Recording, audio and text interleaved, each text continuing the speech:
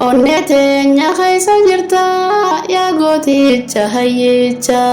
jalmullis gatameenyu isa dagata yaa nama warra oromummaadhaaf kafalee aarsaa guddaa jannata isaa keessa siyaa hayyatu ilaahin kiyyaa seenaatu siyaadata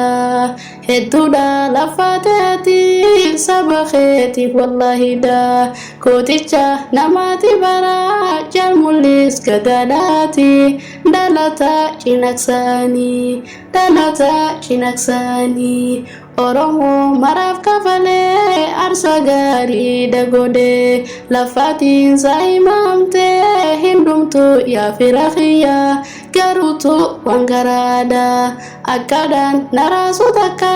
jira ya firakhoti hangayo mitinutuman garada bitamneti wala jemna ya ummata garada fimpitamini podasa kasumatis namuma sitti bitani siyajesani hubaddu